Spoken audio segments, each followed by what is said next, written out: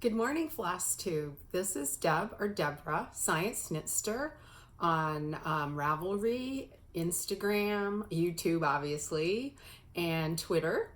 And I'm here for FlossTube number 5. It has been about 6 weeks since my last recording, and I'm really sorry about that. I'm a instructor at a local community college and also a department chair, and I was teaching during our summer 1 term, and it was pretty intense. I was teaching a course I hadn't taught in 3 years, plus having to change things up to do it remotely, and then on top of everything going on in our country, I was just having a really hard time.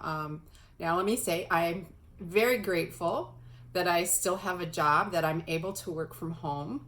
And I realize that I have the privilege to kind of just turn things off. I actually just got off Facebook for about 2 weeks because I needed to just step away and stitch and work, a lot of work.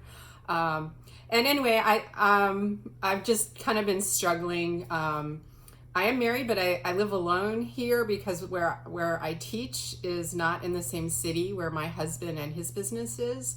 And so I've been very alone most of the time. And that's been difficult. And I realize like there's two ends there, right? If you've got a house full of people and you're trying to work from home, you have one set of issues. And if you're alone, you have a different set of issues. And I've always needed my alone time, but this situation has made me realize how much I also depend on the interactions I have on a daily basis with friends and colleagues. And it's just been difficult. And I don't want to be a Debbie Downer. I'm going to get to the stitching here in a minute. This is normally a podcast about stitching, cross stitch mainly, but I do other forms of needlework and other fiber arts, mainly knitting, although right now no knitting. Still no knitting, friends, border stitcher friends, my knitting group. Sorry, still no knitting. Sorry, have been 2-hour Zooms. I've been really busy at school. Hopefully this next week I'll be able to tune in and catch up with everybody. But like I said, don't want to be a Debbie Downer. But I thought it might be helpful for people to know that if you're going through the same kinds of things, you're struggling with being alone or having a house full of people when you don't normally have that, that you aren't alone, that many of us are struggling with the same thing. And I just wanted to put that out there. So, okay, back to the official FlossTube here. Thank you so much for tuning in. I know one of the reasons I decided I needed to put my big girl panties on and do another one of these is that I've had several new folks subscribe in the last few weeks. And so it's like, okay, you just get out there and do it. And because I have been stitching and even more I've been buying. So I have quite a few things to show you today. So hopefully this won't be a super long one. In fact, what I decided to do is not show you all my haul that I've had in the last 6 weeks, but kind of divide it up, and I'll get to that in a minute. So anyway, normally this is cross stitch and knitting, but today just cross stitch. So I guess let's get to it. So first I have a finish. Yay! My first finish since I think March or April. I forgot to check. I meant to check. So I had started this, again, I should have checked. This is a kit from Bent Creek. It's called Be Strong. It's one of their zippers. And this, I don't even know if this one's still available. You might be able to find it. Let me see if I can find the date on this one. It's quite old. 2003. Be Strong is the first in the 2003 series. I don't think I bought it in 2003, but it's been in my stash for a while. I really love bees and bee skeps. So I started it this spring. I might have started it in March when we were home for spring break. Anyway, but it's finished. Woohoo! So here it is. Let me put something solid and white behind it. Make it. I've been working with the lighting in here a little bit. It's still not great. I might need to put some light closer to me. Anyway, here it is. Now there are supposed to be, and it came in the kit, little letters that spell "Be Strong," but I kind of liked the simplicity of it just this way. There we go. And so I used everything in the kit, although the kit, I do have to say, the kit came with mostly pearl cotton. And I don't like mixing pearl cotton and DMC, regular DMC, in the same design on these larger count or larger weave linens. And so the kit had come with this color, which I forget what it is, 480 maybe, as DMC, and you're supposed to use 6 strands. You know, you strip them and then put them back together. And so I like either doing it all in DMC or all in pearl cotton. Okay, yeah, OCD, but that's me. And so I got some pearl cotton from my local needlework store before they closed down in March. Fortunately, she's open again, and I've mainly been doing mail orders because I haven't had time or the energy to go over there. But yay, finish. I haven't decided how I'm going to FFO this. Still thinking about that. No hurry. So finish, yay. And I've been working on quite a few things. So as I mentioned at the outset, I've been buying a lot of stuff. So I'm going to go through my whips. So basically, I'll start off with the ones that I've worked on since my last episode at the end of May. And I'll start with the ones where I already had everything. And then I'll move into ones where we're kind of like getting into whips and haul at the same time. And then I'll end with haul. Make sense? Okay. So to kind of keep with the 18 count linen theme there, I've been slowly working, very slowly, working on these Ubers, also from Bent Creek. This is Uber Flag, and I actually stitched a little bit on this back in the spring, like I think early March it was, just to get an idea of, because some of the colors are overdyed. This is not a kit, it's just a chart. Some of the colors are overdyed, and I wanted to get an idea of how many skeins I needed so I could buy it all at one time. Because I've run into issues before when I've bought it one skein at a time, and the dye lots were too different. So so I did that, and I had already had some of the blue stitched, and I think last time I showed this, I had all of the blue done and maybe the stars, but this is, let me put something behind this. I did the your and that first stripe. So I'm gonna slowly like put, there's, I don't know if you could see in the pattern, there's words there. I think I'm gonna do those first and then fill in that particular stripe. Because then once I get the word in, I could do the stripe like during a meeting when I don't have to actually run the meeting or be actively engaged the whole time. Although those are far and few between, unfortunately. So that's Uber Flag by Bent Creek, using the called for threads, I believe. Let me double check. I have it written on the back. Am I using all the called for? Yes, I'm using all the called for Weeks Dye Works pearl cotton and then the DMC pearl cotton. It's a mix, and I'm using the called for. This doesn't tell you what color linen it's stitched on. And I'll be honest, I don't remember what this is. It's just, it's a piece of linen that I probably bought at Michael's or Joann's.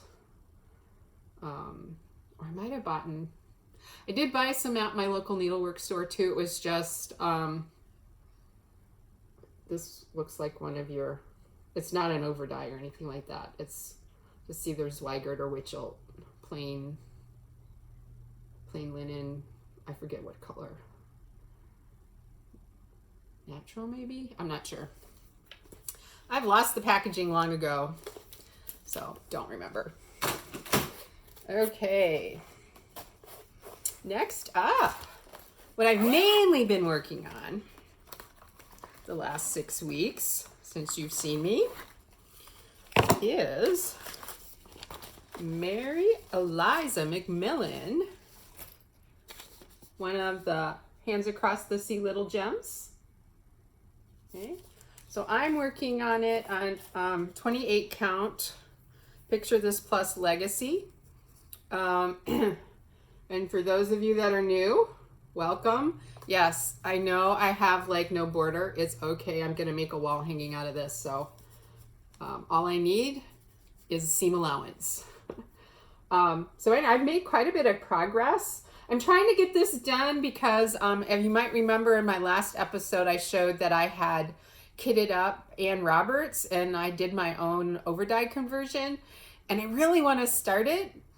But I promised myself I wouldn't start it because I still have all those mermaids I need to work on from Mermania. I wouldn't start it until I finished Mary Eliza. And I really want to finish Mary Eliza because I'm doing the version. Let me get a picture. So there's the reproduction, and then there's this version that's pictured on the front where Nicola added a line commemorating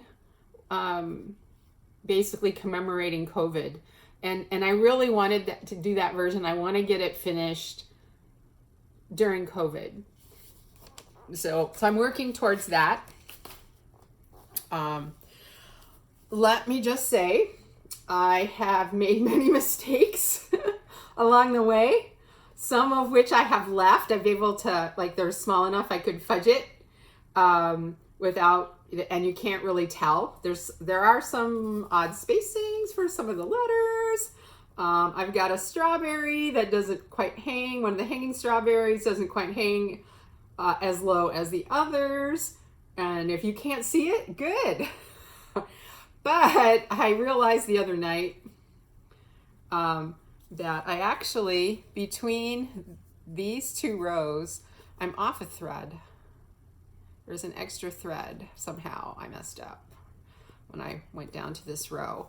So it was throwing my counts off over here because I was counting from those letters from the verse. But I think what I'm going to do, use my chin for a third hand here, is I'm going to just come across here with this little line here and then count all the motifs in here from there. So basically work upside down. Like Nicole from Nicole's Needleworks. Check out Nicole's Needleworks if you haven't already. Her work is beautiful. Anyway, so that's been my main thing that I've been working on.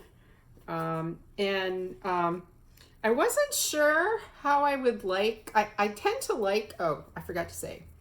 Yes, 28 count, and I am using the called for DMC.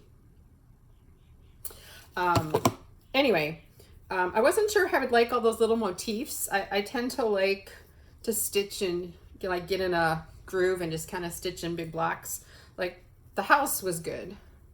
But I've been enjoying them because you get that little thrill of accomplishment when you complete one of those little motifs.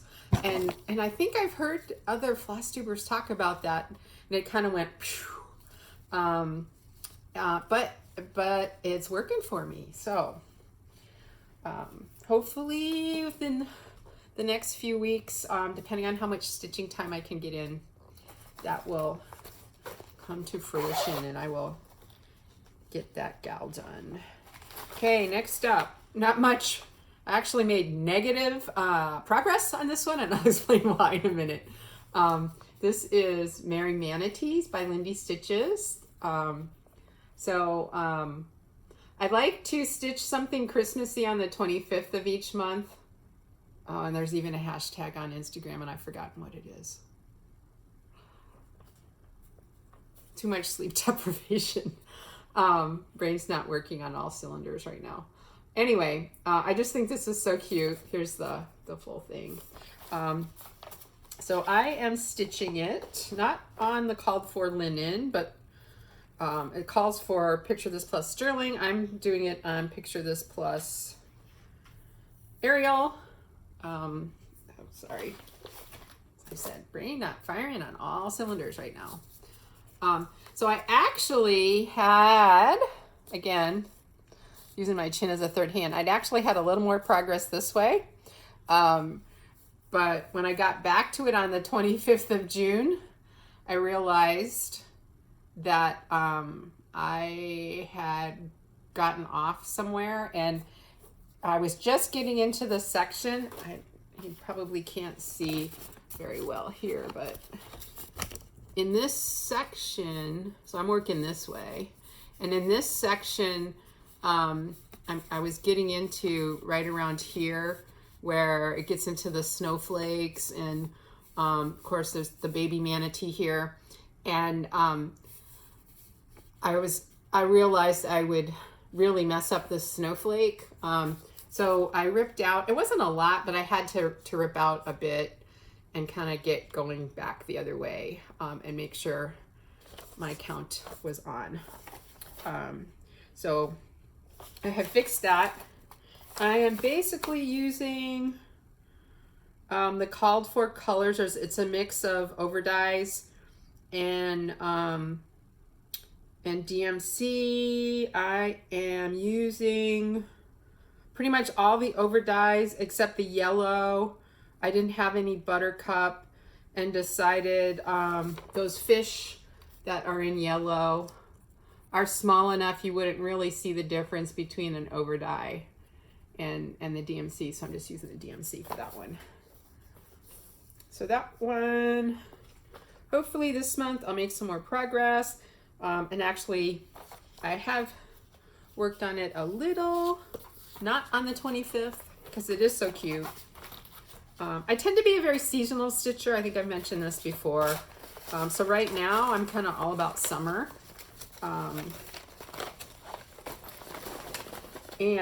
Actually, I've had a hankering to start something more summery or with sunflowers. So I have a couple of things. So you might see something with a sunflower in it in my next episode.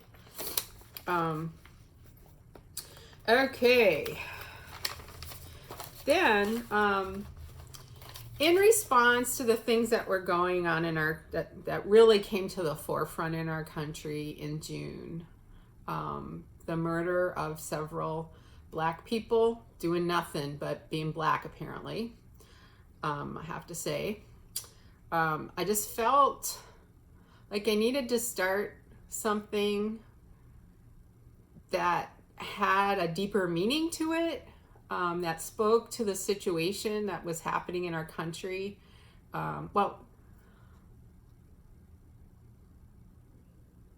situation that came to the forefront, because it's been happening since the beginning of our country, right? But this was a Bendy Stitchy Personal is Political. And so I started working on that. The only thing I had called for were some of the DMCs, not even all of those. But I had in my stash this 28 count Picture This Plus. I was in the club one year. Thank you, Susan, my BFF Susan. She gets me into these things, like clubs. Anyway, it's hard. But you can see, this is Arbor is the name of this one. So it's a pink, a rosy pink, but it's got these like splotches of green, like you had laid leaves on it, and the green from the chlorophyll in the leaves leached into the linen is what it looks like to me. I'm a biologist. So it's just a beautiful linen. And so I just went through my stash and picked some overdyes that I thought went both with this fabric and were kind of reminiscent of what Michelle had done in her original, with her original colors. And I did use some of the DMCs that she called for. So I'm working on that. So I still need to put in like personal is political. And I think the very bottom, so she has her initials, and the very bottom, there's some more words. It said, it always has been. And then she had her initials. So originally I was going to put my initials, but I think I might make it more commemorative. And either down here put Black Lives Matter, or I might put like hashtag BLM, or I'm not sure. But I want to make it commemorative to remind me of what happened in our country, or say what came to the forefront in our country. And I have to say it feels different this time, and I'm hoping we can really use this to change and make things better for everybody in our country. Okay, so again, I just think this linen is beautiful, and this particular chart just was really speaking to me, and I felt I had to start it. So I actually started this before the diversity and inclusion SAL and the representation matters SAL, but as I post progress, I need to get back to this. As I post progress on this, I will use those hashtags. I wish you could see how beautiful this linen is. It's just gorgeous. I love this color. I might need to get more. Oh, and I forgot to show my threads because sleep deprivation, that's my excuse. So here's the threads that I'm using, so you can see that. My messy threads. I'm kind of going, changing my, so I used to bobbinate, I think that's the word, bobbinate my DMC, and let me show you here. But I've been making my own thread drops. I got the idea of making my own from Nicole's Needlework. She showed in an episode, you can get these tags. They're solid. Get these tags from Amazon. They come like this, right?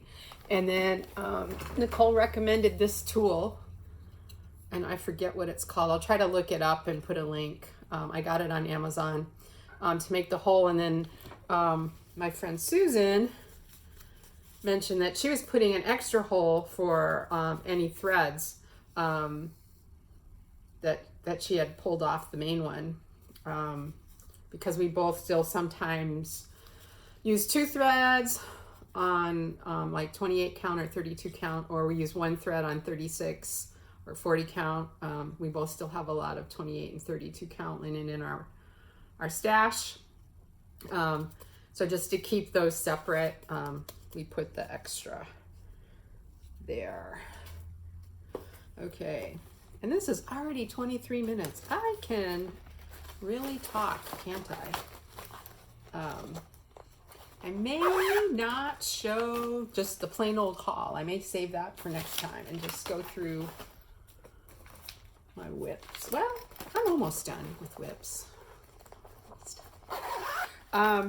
So this is a whip where I purchased the pattern. Let me make sure, did I print out a picture? I did, I know I printed out a picture. I don't want to show the pattern. Lindy Stitches had a sale. Yeah, it's been too long since I did a recording. Anyway, she had a sale, and this was one of the ones that I picked up during the sale, A Stitch for Sweet Freedom. And then when the Michelle Bendy Stitchy mentioned the diversity and inclusion sale and the representation matters sale, I was like, oh, I have the perfect pattern. Of course, I had already started Personal is Political, but I remembered I had just purchased recently this pattern. So I got it out and I did start it. I've just been working so much on Eliza McMillan that I haven't worked a whole lot on anything else, but I did get this one started. This is on 40 count Wisteria from, I think it's Lakeside. Pretty sure it's Lakeside. I am using the called for colors mainly. The red, I did not have the over dye. So she's got a DMC and an over dye. And I'm using the DMC.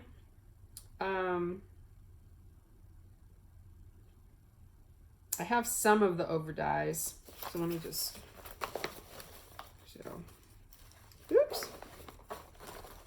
For some reason, these are off my ring. So I'm using what I have, and then one of the couple of the over dyes I don't have, and I just made an order with my LNS and I forgot to order them. So sort of patriotic colors, but not sort of patriotic colors. So I need to decide what I'm going to do about those over dyes I don't have. Oh, I think I remember. I had decided I wasn't going to get the red over dye is used in her blouse, and it's really pretty. So I think I do want to do it. I just was thinking I'm not going to get over there for a while, so I can wait. Next order for my LNS. Make a note. So not much progress, but a little. So I need to get back to this one. I may work on this one today. If I don't work on Mary Eliza, I'll put in some more letters.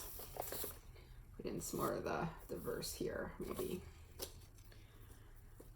Because I have a FaceTime date with my BFF Susan today.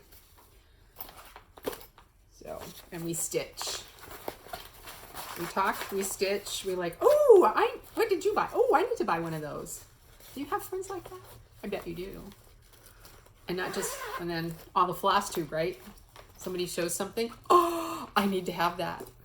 Do we really? Yes, we do. Excuse my slurp. It's my tea break. Sometimes I'm drinking coffee, sometimes I'm drinking tea. So another purchase, this one from my LNS. So that that last pattern I bought directly from Lindy Stitches Lindy Stitches Etsy store.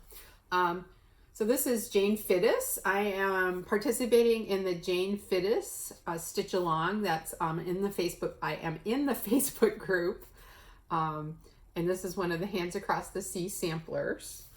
So you can search for Jane Fiddes on Facebook if you're interested. I bought the pattern from my LNS, and I am using the Auvers Soie 103 threads. This is not all of them. Judy, Stitchery Nook, my LNS, didn't have all the colors. She had to order some for me. Some more are coming, I hope today. She mailed them out yesterday. So they might get here today, depending on when she got to the post office.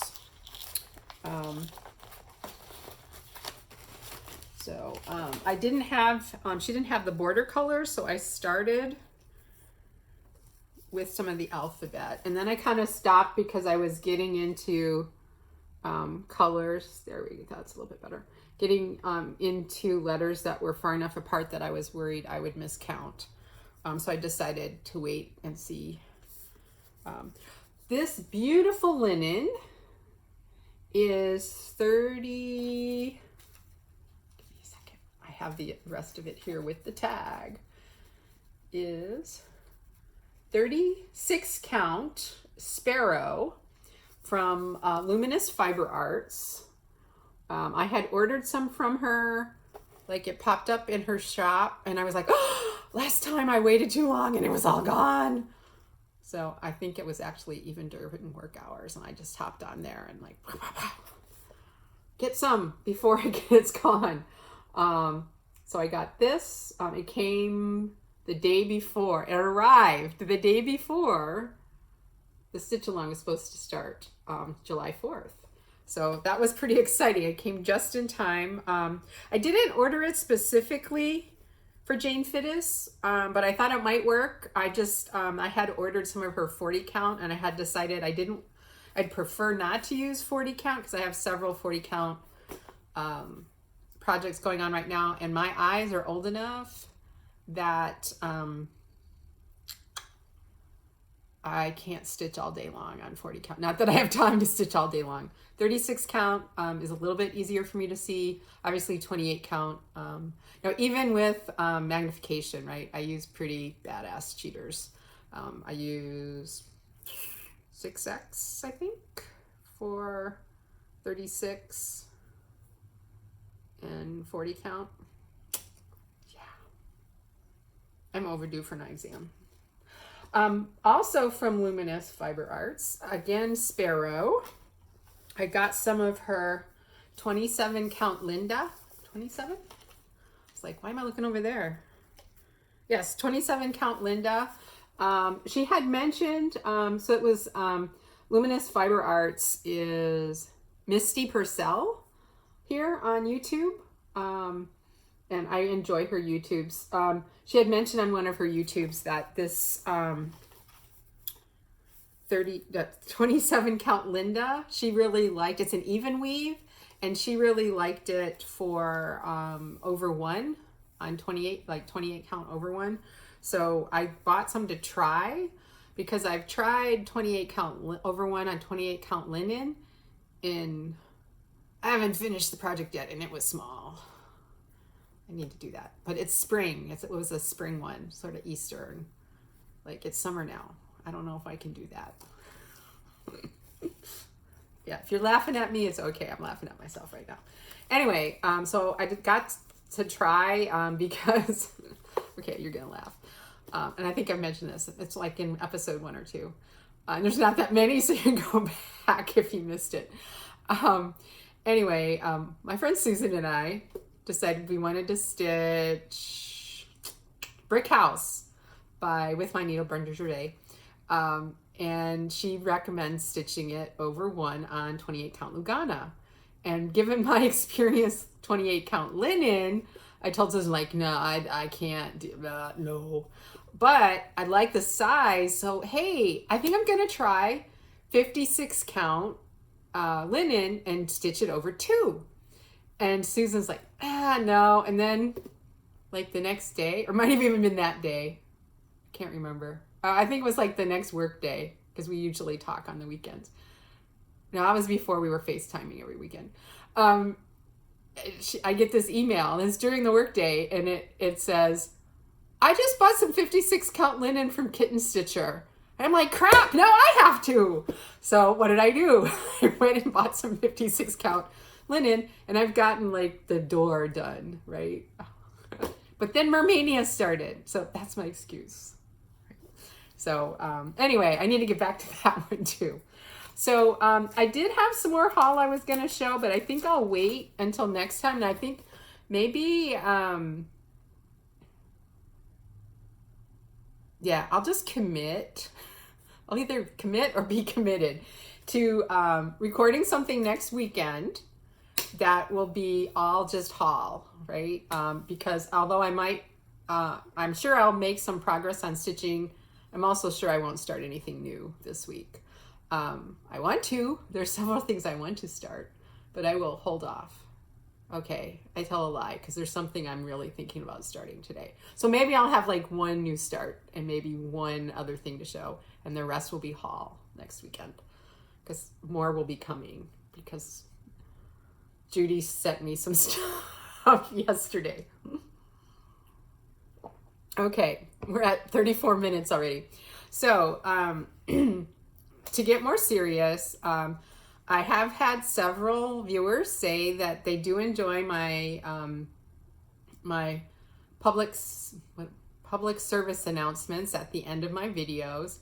So I am going to keep doing those. They won't always be about COVID directly, because hopefully someday we won't have COVID. at least not with us the way it is now.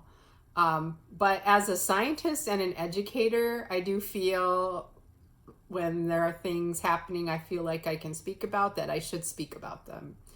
And so I did want to speak a little bit, and again, I'm saving it for the end. So if you want to tune out, you don't want to hear what I have to say about the situation in our country right now, you can do that. But I hope you will stay for just a few more minutes and listen what my take on things, and maybe it will help you understand some things, or help you or make you think. And thinking is good. Like I like to tell my students, I try to make you think because I want to keep you from getting Alzheimer's, or at least reduce your chance of getting Alzheimer's or other forms of dementia when you get old. Okay, now more seriously, I do want to talk a little bit about the Black Lives Matters movement in terms of what does science tell us? Obviously, science can't tell us anything about about politics or the decisions we should make. But when science has something to say to inform us, then we should listen and take that science into consideration when we're making those decisions. And I have two things that I want to say from the science point of view. Number one, the categories that we put ourselves in as humans, the category race, has no biological basis in humans. None. None. N-O-N-E. None. We have genetic data that show this. Now, ethnicity is another story, right? Although some ethnic groups that we put together are not related. But in general, ethnicities do have a biological basis from the time when humans didn't move around so much, right? You tended to marry and have children with someone nearby. We can even see genetic signatures of some of the large movement of people, either forced or when there were what's the word I want?